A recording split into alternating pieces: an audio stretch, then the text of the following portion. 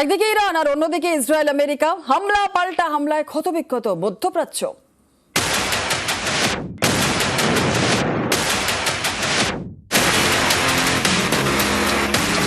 ইরানের শীর্ষ ধর্মীয় নেতা খামেনেইয়ের মৃত্যুতে উত্তাল পশ্চিম এশিয়া। মার্কিন সেনা ঘাঁটি লক্ষ্য করে প্রত্যাঘাত শুরু করেছে ইরান। উত্তর ইরাকের ইরবিলে আমেরিকার সেনা ঘাঁটিতে বিস্ফোরক ভর্তি ড্রোন হামলা চালানো হয়েছে। সেখানে মার্কিন অস্ত্র ভান্ডার ধ্বংস করা গিয়েছে বলে দাবি ইরানের। আমেরিকার রণতরী আব্রাহাম লিঙ্কনেও কি মারণ আঘাত? ইরানের তেমনই দাবি। তাদের সেনাবাহিনীর দাবি 4 ব্যালিস্টিক মিসাইলে হামলা চালানো হয়েছে।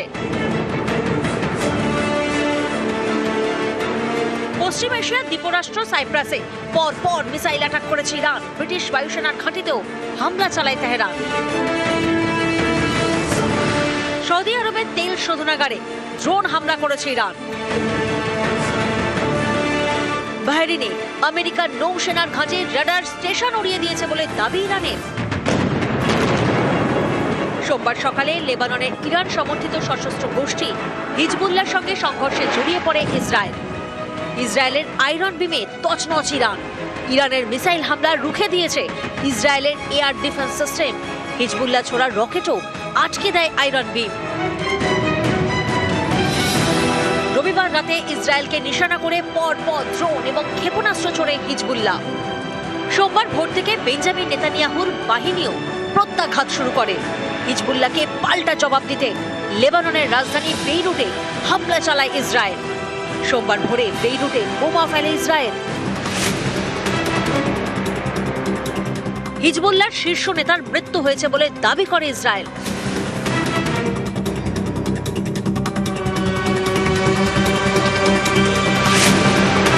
ইরানের ইস্পাহান শহরেও হামলা চালায় ইসরায়েল। 3 দশকের বেশি সময় ইরানের সর্বোচ্চ নেতা ছিলেন খামেনেই। শনিবার তেহরানে হামলা চালায় মার্কিন এবং ইসরায়েলি সেনা।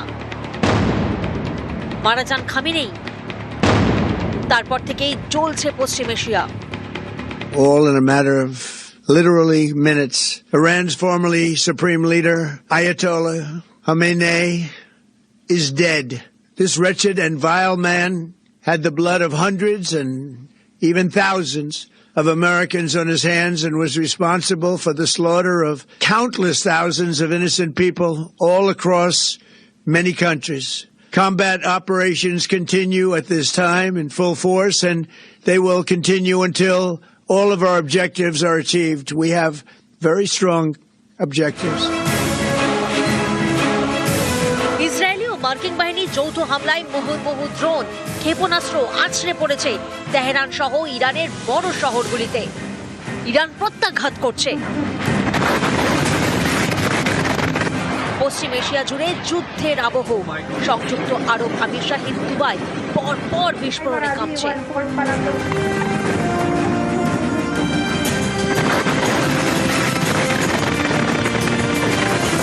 We didn't start this war, but under President Trump, we are finishing it. Being an American means something unbreakable. If you kill Americans, if you threaten Americans anywhere on earth, we will hunt you down without apology and without hesitation, and we will kill you. News 18 Bangla. মধ্যপ্রাচ্যের মহাযুদ্ধ শুধু মধ্যপ্রাচ্যে আটকে নেই, অনেক দেশেই জড়িয়ে পড়েছে। পক্ষ নিয়েছে কারণ এই যুদ্ধের প্রত্যক্ষ এবং পরোক্ষ প্রভাব সুদূর প্রসারী, ক্ষয়ক্ষতি বিপুল।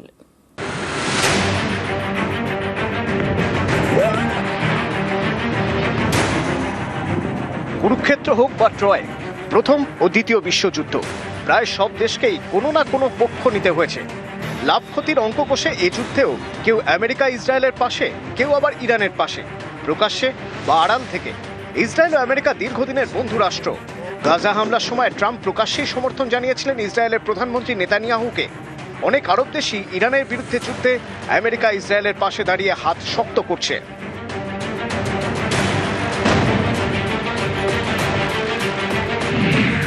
সৌদি আরব, কাতার, সংযুক্ত আরব আমিরশাহী, বাহরিন, কুয়েত আগে থেকেই আমেরিকাপন্থী।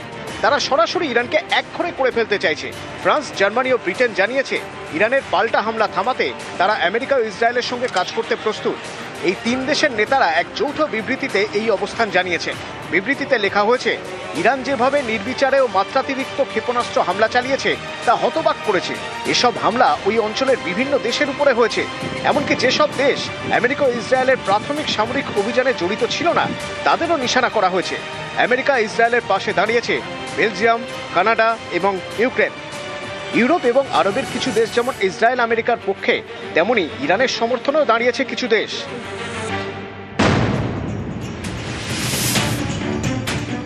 রাশিয়া এবং চীন বরাবর ইরানের বিভিন্ন সিদ্ধান্তে প্রকাশ্যে বা পরোক্ষে সমর্থন জানিয়েছে।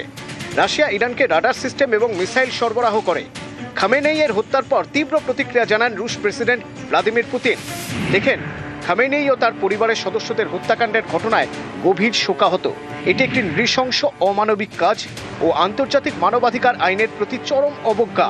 চীন ইরানের সঙ্গে কৌশলগত অংশীদারিত্ব বজায় রাখে এবং মূলত কূটনৈতিক সমাধানের পক্ষে কথা বলে। তুরস্ক ইরানের কৌশলগত বন্ধু দেশ। ইরানের পাশে আছে উত্তর কোরিয়াও। ইরানকে অস্ত্র দিয়ে সমর্থন করে নরওয়ে। কৌশলগত সহায়তা করে পাকিস্তান। তবে ইরানের সবচেয়ে বড় শক্তি হল মধ্যপ্রাচ্যের বিভিন্ন মিলিশিয়া গোষ্ঠী। এর মধ্যে রয়েছে লেবাননের হিজবুল্লাহ, ইয়েমেনের হুথি বিদ্রোহী, গাজার হামাস, ইরাকের পপুলার মোবিলাইজেশন ফোর্সেস এবং ফিলিস্তিনি ইসলামিক জিহাদ, যাদের মদতে আমেরিকার সেনা ছাউনিগুলোর উপর হামলা চালাচ্ছে ইরান।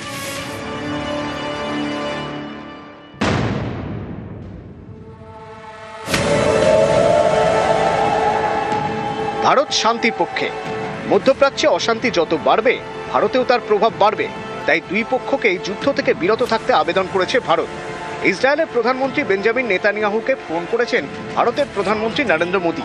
সে কথা জানিয়ে সোশ্যাল মিডিয়ায় লিখেছেন, ইসরায়েলের প্রধানমন্ত্রী বেঞ্জামিন নেতানিয়াহুর সঙ্গে ফোনে কথা হয়েছে। বর্তমান পরিস্থিতি নিয়ে বিস্তারিত আলোচনা হয়েছে। সাম্প্রতিক পরিস্থিতি নিয়ে ভারতের উদ্বেগের কথা জানিয়েছি এবং সাধারণ নাগরিকদের নিরাপত্তাকে অগ্রাধিকার দেওয়ার কথা বলেছি। যত দ্রুত সম্ভব এই যুদ্ধ বন্ধ করারও কথা জানানো হয়েছে ভারতের তরফে। নিউজ 18 বাংলা।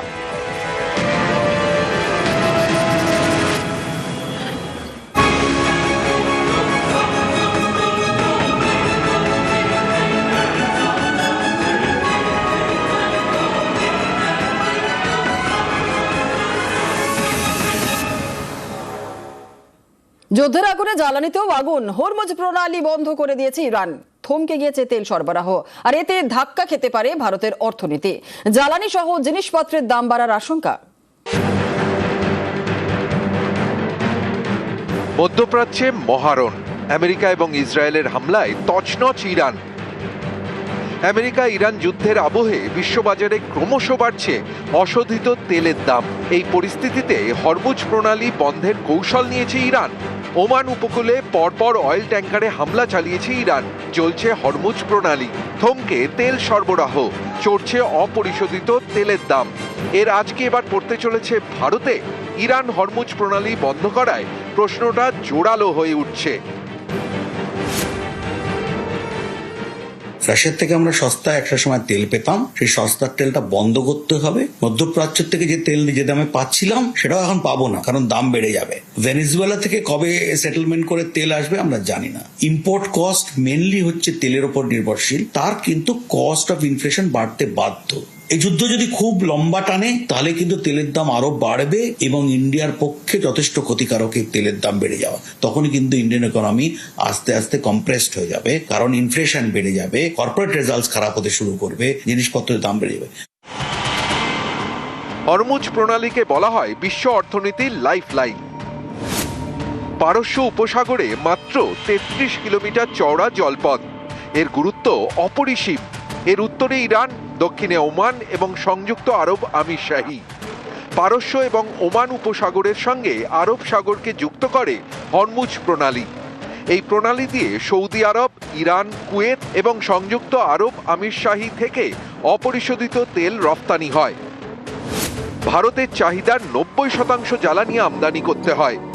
ভারত যত তেল আমদানি করে তার প্রায় 50% আসে এই হরমুজ প্রণালী হয়ে।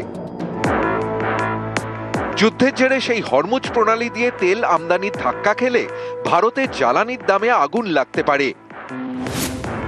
হু হু করে বাড়তে পারে পেট্রোল ডিজেলের দাম, তরল প্রাকৃতিক গ্যাসের দাম, বিমানের টিকিটের ভাড়া, পড়তে পারে টাকার দাম। ভারতের শেয়ার বাজারও বড়সড় ধাক্কা খেতে পারে। ভারতবর্ষের অর্থনীতিতে শেয়ার বাজারের একটা ভূমিকা আছে। বিদেশি লগ্নিকারীদের ভারতবর্ষের প্রতি যে আস্থা, সেই আস্থাটা একটুখানি হলেও তারা সেই জায়গা থেকে তাদের শেয়ারগুলোকে বিক্রি করতে থাকেন। কিন্তু সাধারণভাবে যারা শেয়ার মার্কেটে ইনভেস্টমেন্ট করেন, যারা ট্র্যাডিশনাল ইনভেস্টর, তারা কিন্তু অতটা প্যানিক করবেন না। তারা চাইবেন যে কম দামে হয়তো আবার নতুন করে কিছু ভালো শেয়ার তারা কিনতে পারবেন। এটা অপরচুনিটি তাদের জন্য। শেয়ার মার্কেট, গোল্ড মার্কেট, এইগুলো কিন্তু একটুখানি টালমাটাল জায়গাতে থাকবে। সাধারণভাবে লগ্নিকারীদের একটুখানি সাবধানতা অবলম্বন করতে হবে। হরমুজ প্রণালী দিয়ে জ্বালানি আমদানির ধাক্কা খেলে ভারত কি করবে? আমেরিকা, ভেনেজুয়েলা, ব্রাজিল, পশ্চিম আফ্রিকার বিভিন্ন দেশ থেকে তেল আমদানি করতে পারে। আমেরিকার শুল্ক চাপে রাশিয়া থেকে তেল কেনা অনেকটাই কমিয়ে দিয়েছে ভারত। চাহিদা মেটাতে আবার কি সেই রাশিয়া থেকে জ্বালানি কেনা বাড়াবে নয়াদিল্লি? তেমনটা করলে আবার কি ট্রাম্প শুল্কের ভার বাড়িয়ে দিতে পারেন? এ নিয়ে রয়েছে টানাপোড়েন। তেলের হরমুজ প্রণালী যদি বন্ধ হয়ে যায়, তেলের একটা যোগানের ঘাটতি দেখা দেবে, এটা তো নিশ্চিত। দুবাই ব্রেড ক্রুড আমরা বলি, সেটার দাম বেড়েছে। খেয়াল রাখতে হবে, যদি $1 যদি ব্যারেলে তেলের দাম বাড়ে, তার ফলে ভারতের অর্থনীতিতে প্রায় $2 বিলিয়ন মানে আমাদের ইম্পোর্ট বিল বাড়ে। তবে হ্যাঁ, আমরা অনেক দেশের সঙ্গে গেছি, আমরা আফ্রিকা থেকেও আমরা তেল আনার চেষ্টা করছি এবং আরো এর অন্য দেশগুলো থেকেও তেল আনার চেষ্টা করছি। এবং আমাদের আপাতত যা তেল রিজার্ভ আছে, মানে আমাদের পেট্রোলিয়াম রিজার্ভ, ক্রুড পেট্রোলিয়াম আছে, এবং যে তেল কোম্পানিগুলো যে রিজার্ভ আছে, সব মিশিয়ে 15-20 দিন চলে যাবার কথা। কিন্তু গ্যাসটা চলার কথা নয়। গ্যাস কিন্তু আমাদের রিজার্ভ করার সে পদ্ধতি নেই। নিউজ 18 বাংলা। দুবাইতে আটকে রয়েছেন বলিউড অভিনেতা নার্গিস ফাকরি। শনিবার থেকে মধ্যপ্রাচ্যে মহাযুদ্ধ চলছে। ইরানে আমেরিকা ইসরায়েলের হামলা, পাল্টা প্রত্যাঘাত ইরানের। আর এই পরিস্থিতিতে বেশ কয়েকটি বিমানবন্দর বন্ধ। সোনাল চৌহান আটকে রয়েছেন দুবাইয়ে, ঈশা গুপ্তা আটকে রয়েছেন আবুধাবিতে। দুবাইয়ে আটকে নার্গিস ফাকরি থমথমে দুবাইয়ের ছবি এবং নিজের অভিজ্ঞতা শেয়ার করলেন সোশ্যাল মিডিয়ায়।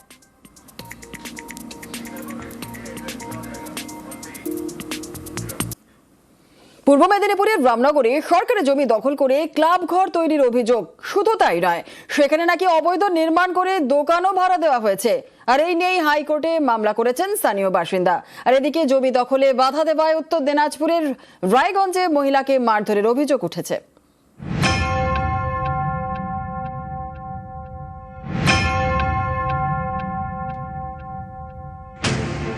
সেচ দফতরের জায়গা, ভুয়ো নথি জমা দিয়ে নাকি সেই জমি দখল করে নেওয়া হয়েছে। সেখানে তৈরি করা হয়েছে ক্লাব ঘর। আরও অভিযোগ, ওই জমিতে অবৈধ নির্মাণ করে দোকানও ভাড়া দেওয়া হয়েছে। পূর্ব মেদিনীপুরের রামনগরের এই ঘটনার জল গড়িয়েছে কলকাতা হাইকোর্টেও।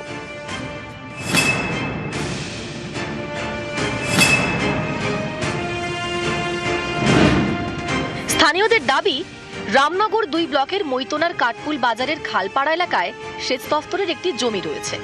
অভিযোগ, ভুয়ো নথি দিয়ে ওই জমি নাকি দখল করে নিয়েছেন স্থানীয় এক ক্লাব সম্পাদক। এরপর সেখানে তৈরি হয়েছে ক্লাবের ঘর। নিয়ম না মেনে দোকান ঘর তৈরি করে ভাড়া দেওয়ারও অভিযোগ উঠেছে ওই ক্লাব সম্পাদকের বিরুদ্ধে।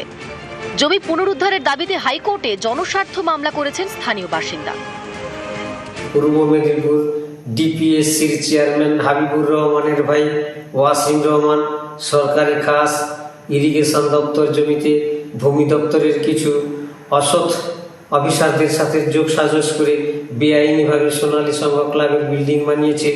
শুধু তাই নয়, কাটপুল বাজার ব্রিজ লাগোয়া সেচ দপ্তরের জায়গা সোনালী সংঘের নামে জাল রেকর্ড করে বিল্ডিং বানিয়ে স্থানীয় দোকানদারদের ভাড়া দিয়েছে। আমরা দুটো জনস্বার্থ মামলা করেছি মহামান্য কলকাতা হাইকোর্টে। তার শুনানি খুব তাড়াতাড়ি হবে।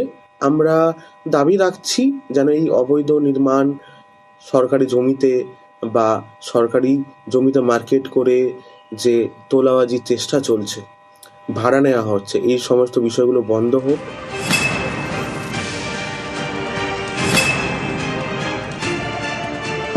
অভিযোগ কি করেছে আমি জানি না, সে গ্রামের লোক করেন, সে একটা আনন্দ সামন্ত একটা অভিযোগ করেছে নাকি, এটা একটা আমি ও খবর পাচ্ছিলাম। তো ওটাতে আমাদের সঙ্গে কোনো সম্পর্ক নেই। এই যে ঘরের কথা বলছে, ওরা ব্যবসা করে আজকে না, আমাদের জ্ঞান পড়েনি তার আগে থেকে করে, মানে আমাদের জন্মের আগে থেকে।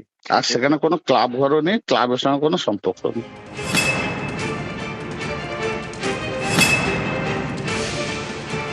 19 সালে হয়েছিল, 7 বছর আগে। আচ্ছা, তখন না আমি ছিলাম না আপনি ছিলেন। হ্যাঁ তো এখন কারচুপি করে হয়েছে, কিভাবে হয়েছে তো বলা সম্ভব নয়। হ্যাঁ। তো দেখা হচ্ছে বিষয়টা, যদি সেরকম হয় রেস্টোর করে দেওয়া হবে। উত্তর দিনাজপুরের রায়গঞ্জ, এখানকার কাশিবাটি এলাকায় জমি মাফিয়া ও দুষ্কৃতীদের দাপাদাপি। স্থানীয় বাসিন্দা পিনাকি দাসের অভিযোগ, জমি দখলে বাধা দেওয়ায় তার স্ত্রীকে ব্যাপক মারধর করা হয়। আরও অভিযোগ, দুষ্কৃতীদের মাথায় এক ছাত্র নেতার হাত রয়েছে। কিছু বলতে পারা যায় তাহলে আমাদের সবাইকে মাইরে দিই। অভিযোগকারীর দাবি, অনেক দিন ধরে তার 3 বিঘা জমি দখলের চেষ্টা করছে দুষ্কৃতীরা। শনিবার তিনি নিজের জমিতে মাটি ফেলছিলেন। অভিযোগ, তখনই দুষ্কৃতীরা কাজে বাধা দেয়। প্রতিবাদ করলে তার স্ত্রীকে ব্যাপক মারধর করার অভিযোগ করেছেন পিনাকি দাস। আমাকে 4 বছর ধরে আমার জমিতে আমাকে বলছে রন্তু দাসের পারমিশন নিয়ে জমিতে মাটি ফেলছেন। আমি বলছি কোন রন্তু দাস? আমার জমি, আমি মাটি ফেলবো? থানায় জিডি করা আছে, থানায় জিডি করা আছে, আমার জমির কনভার্সন করা আছে, সব কিছু আছে। ওরা বলুক, প্রশাসন বলুক, আমরা এক এক করে দাঁড়াবো, গুলি করে দিক আমাদেরকে। আমি সেদিনকে বাজারে গেলাম, আমাকে বাজারে ধমকি দিল, তোর মেয়ে টেকনোতে পরে জমি যদি না দিস তোর মেয়েকে স্কুল থেকে তুলে নেব। বলছে মেয়েটাকে ভুলে যা, তোর যে মেয়ে আছে হয় জমিটা দিয়ে দে, নালে মেয়েকে রাখ। আজকে জমিতে মাটি পড়তে গেছিল সকালবেলায়, মিসেস জমিতে গেছিল দেখতে মাটি পড়ছে কিনা, মিসেসকে বলতে মারছে রন্তু ছেলে পেলে। পূর্ব মেদিনীপুর থেকে পঙ্কজ দাস রথী এবং উত্তর দিনাজপুর থেকে মুক্তা সরকার, নিউজ 18 বাংলা।